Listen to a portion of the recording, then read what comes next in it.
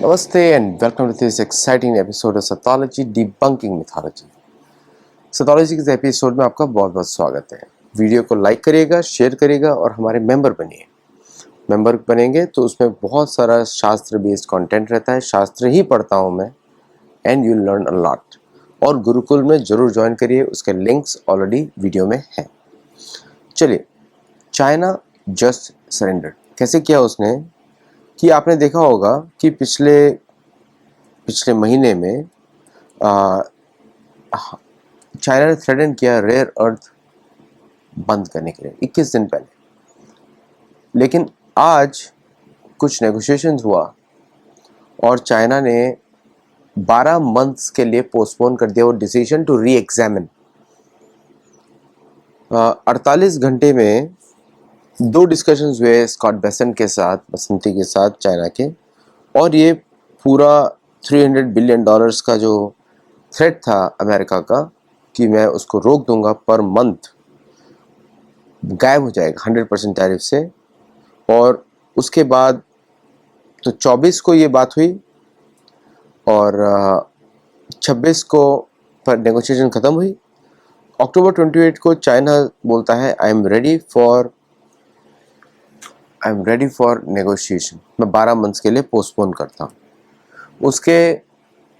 उसके लिए अमेरिका के ऊपर वो रेयर अर्थ के एक्सपोर्ट्स नहीं डालेगा, तो नहीं तो उसके $300 बिलियन अ मंथ अफेक्ट कर जाएंगे एक्सपोर्ट्स। तो एक ब्लाइंड था ये। शायद अमेरिकन को मालूम नहीं था कि चाइना एग्री कर जाएंगे। उनको लगा कि चाइना के पास लेवरेज है, चाइना उसको रखेगा, then negotiation would have happened. लेकिन चाइनीज़ कम्युनिस्ट पार्टी में स्पाइन ही नहीं है। चाइनीज़ कम्युनिस्ट पार्टी, आपको मालूम ही है, डिक्टेटर्स जो होते हैं या कम्युनिस्ट पार्टी जो होती हैं वो मोनोपोली, वो एक सिंगल पर्सन इंस्टेंस पे काम करती हैं, टीम में काम नहीं करती। इवन तो चाइना का development is very impressive, China का काम is very impressive for what ever it is, लेकिन चाइना का काम इज़ वेरी इम्प्रेसिव उनका लोकल उसमें। लेकिन अगेन वहाँ पे ह्यूमन वैल्यू नहीं रही बिकॉज ऑफ कम्युनिज्म। अगर चाइना पुराना कल्चर में रहता तो शायद वहाँ पे ह्यूमन वैल्यूज होती, लेकिन China folded up very quickly.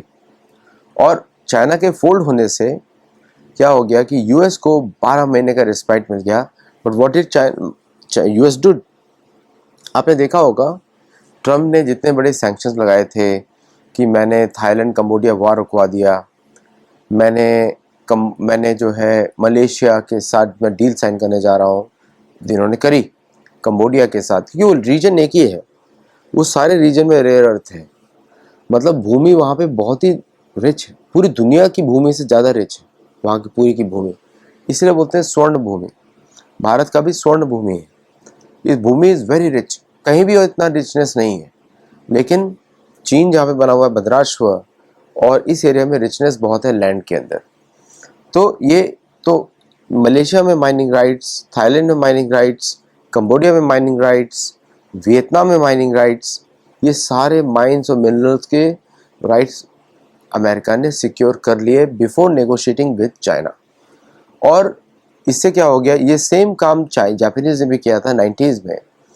90s में चाइना ने 60% टैरिफ लगाया था रेयर अर्थ के ऊपर on Japanese car manufacturers. Japanese ने इन्हीं कंट्रीज के पास गए, मलेशिया, थाईलैंड, कंबोडिया और भारत, इन सब के पास गए and that they renegotiated the deal. और उसके बाद Chinese car industry stabilised with alternative rare earths. Okay, same America कर रहा है। लेकिन चाइना ने जब चाइना ने देखा कि उसका जो मोनोपोली, उसका लेवरेज खत्म हो जाएगा, क्योंकि that rare earth leverage was a bad leverage. कोई और चीज़ कर सकते थे, लेकिन वो leverage was a bad leverage. Just like America का sanctions leverage is a bad leverage. कोई ट्रस्ट ही नहीं करेगा स्विफ्ट के ऊपर, या फिर किसी और अमेरिका कभी भी सैंक्शन लगा सकता है, कोई भी प्रेसिडेंट आ सकता है, हर 4 साल में गवर्नमेंट बदलती, देयर इज नो कंसिस्टेंसी, दोनों कुछ कर ही नहीं सकते। तो that was a bad leverage, this is a bad leverage. तो द पॉइंट इज कि ये जो बैड लेवरेजेस थी, इसकी वजह से इसकी वजह से चाइना एक्चुअली कुछ डिफेंड नहीं कर पाया, क्योंकि उसको इमीडिएटली $300 बिलियन पर मंथ का लॉस होगा immediately on other things. Rare earth के अलावा अदर थिंग्स, तो वो कुछ कर नहीं पाया। और ऑल्सो मैंने आपको पिछले किसी वीडियो में बताया था कि China is heavily dependent on American AI softwares और American cloud infrastructure for many things. Bharat का भी यही प्रॉब्लम है। भारत का भी डिपेंडेंस अमेरिकन क्लाउड इंफ्रास्ट्रक्चर पे, अमेरिकन एआई पे बहुत डिपेंडेंस है। And that's why Bharat is also dependent. अगर हम लेवरेजेस की बात करेंगे तो भारत की लेवरेज बहुत ही कम आएगी।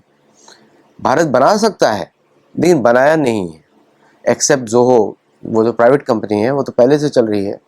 एंड इंडियन जस्ट डिस्कवर्ड, ऐसे करके बहुत सारी कंपनीज होंगी इंडिया में जिनको भारतीय गवर्नमेंट ने, भारतीय पब्लिक ने ध्यान नहीं दिया अभी तक। So that leverage of America of softwares and chip design में मैंने अभी एक शो बनाया था, वो बताया था कि Indian engineers are one of the best chip designers in the world, लेकिन भारत ने कभी उनको यूज़ नहीं किया। और मुझे जब लोग कुछ बोलते हैं कि अरे आप लोग तो देश छोड़ के चले गए, ऐसा कुछ बोलते हैं, मुझे डायलॉग सुनता हूँ मैं, उनको बताइए कि ये जो भारतीय इंजीनियर्स हैं उसी चिप डिज़ाइन पे काम कर रहे हैं जो अमेरिकन मैन्युफैक्चर करते हैं, क्योंकि भारत में वो फैसिलिटीज़ ही नहीं है। और ये एडवांस चिप मैन्युफैक्चरिंग है यहाँ पे। अभी जैसे अभी again with foreign help and Indian engineers, अभी अश्विनी वैष्णव जी ने 3 नैनोमीटर चिप का अभी इनॉग्रेशन किया है। This kind of thing was being done before also in other countries. तो इसलिए भारतीय इंजीनियर्स का बाहर स्किल सेट बढ़ गया उन इंडस्ट्रीज में काम करने के बाद। स्टडी उन्होंने भारत में किया लेकिन they got to work on advance technologies, उनका स्किल सेट बढ़ गया। अब भारत भी ऐसा कर रहा है, तो भारत में लोग रहेंगे to work in those advanced chip sets and chip designs, और उसमें भी रहेंगे। इनफैक्ट इंटेल का पेंटियम चिप तो भारतीय ने ही डिज़ाइन किया था, यू नो। सो ये इस तरह का जो चाइना का लेवरेजेस है वो अमेरिकन चिप डिज़ाइन मैन्युफैक्चरिंग 90% होता है, American AI software and cloud based infrastructure का 80% होता है डिपेंडेंस। अमेरिका ने बोला मैं वो खींच लूँगा तो चाइनीज चिप डिज़ाइन तो रुक जाएगा, बिकॉज उनका कोई इंटरनल इंफ्रास्ट्रक्चर ही नहीं है। अलीबाबा वेब सर्विसेज है एक, you know, Alibaba web services not doesn't have those many service oriented architectures, उसके अंदर इतने सारे सर्विसेज नहीं है। शायद कंपैरेबल है ऑन ब्रॉड स्केल। अब मेरे को ये देखना है कि कौन सा ऐसा सॉफ्टवेयर है जो उनके पास नहीं है चिप डिज़ाइन का। And those of you know just comment on it on the video so that I also learn from you.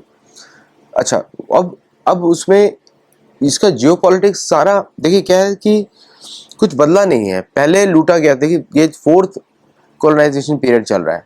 पहला कॉलोनाइजेशन पीरियड था भारत के लिए मसालों से, बिकॉज डिजीजेज बहुत थी यूरोप के अंदर। दूसरा कॉलोनाइजेशन ब्लैक पेपर का बहुत बड़ा यूज़ हुआ, भारत से गया, और ब्लैक पेपर की वजह से लोगों में बहुत हेल्थ का इम्प्रूवमेंट हुआ पश्चिमी देशों में। तो पहला मसालों के लिए हुआ, दूसरा हुआ सोने के लिए, अदर ज्वेल्स के लिए, तीसरा जिसमें भारत को लूटा गया, एशिया को लूटा गया, भारत को लूटा गया, क्योंकि पूरा एशिया ही भारत था। चाइना, इंडो चाइना ही बोलते थे पहले तो। फिर उसके बाद तीसरा जो हुआ वो सोशल मीडिया से हुआ। आपको पता ही है कि सारे जो अमेरिकन प्लेटफॉर्म्स हैं वो सारे के सारे कॉलोनाइजेशन के लिए हैं। लोगों का बिहेवियर चेंज कर दिया। आजकल भारतीय महिलाएं गाती हैं स्क्रीन के ऊपर, साधारण मतलब तो गाना नहीं, मीन्स डांसेस आप देखते ही रहते हैं। अब मैं बोल नहीं पा रहा हूँ लेकिन आप समझ रहे हैं मैं क्या बोल रहा हूँ, ओके। बट फिर उसके बाद चौथा कॉलोनाइजेशन एआई का, मतलब आपका पूरा जो, अब एआई को पूछते हैं, अब एआई तो बना है जर्मन मॉडल पे। Thought process of chat GPT LLM is German. अब उसकी पर्सनालिटी देखेंगे एआई की, दैट इज जर्मन। तो जर्मन सिखा रहे हैं आपको आपके वेदों के बारे में।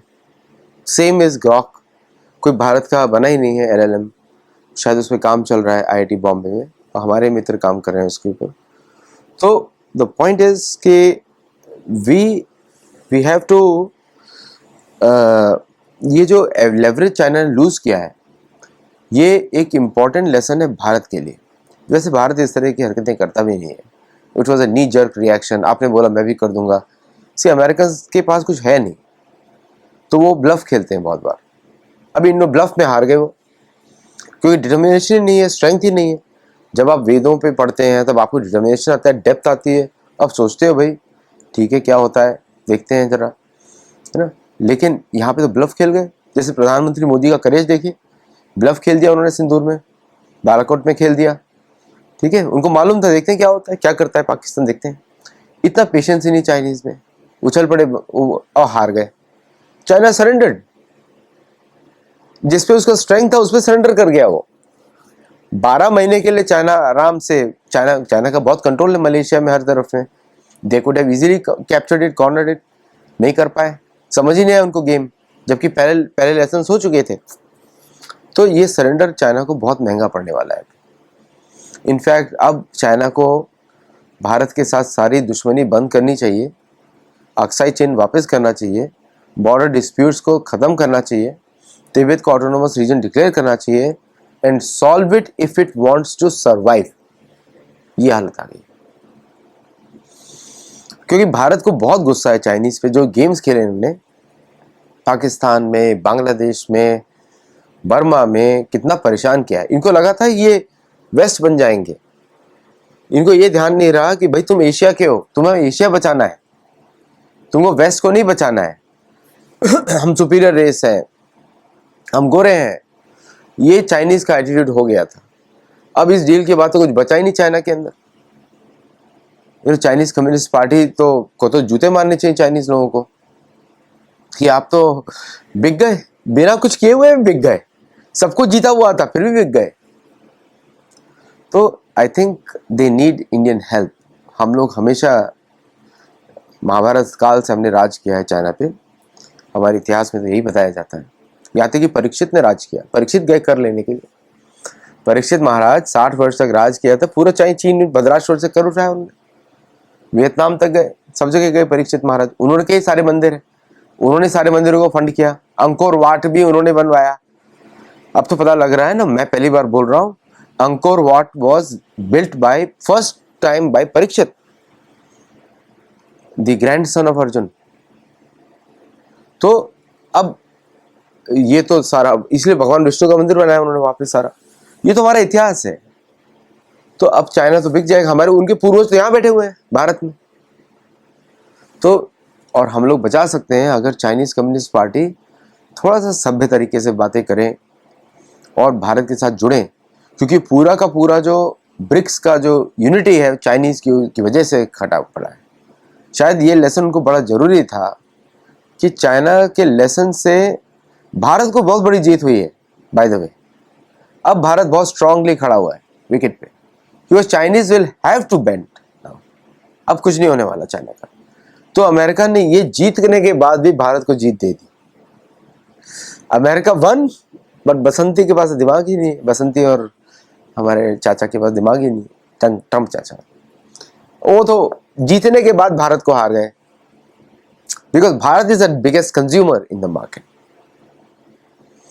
तो ये मलेशिया का ट्रिप था, इसीलिए था, ये सारी डील्स पे इंक करने के लिए। Mineral rights of Malaysia, mineral rights of Vietnam, mineral rights, कुछ बचा ही नहीं वहां पे।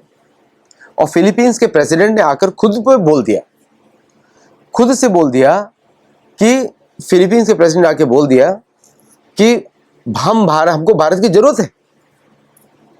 मैं उस पर अलग शो करूंगा एशियान के ऊपर। So thank you all for watching and do let me know your feedback. नमस्ते एंड जय जगन्नाथ। Thank you.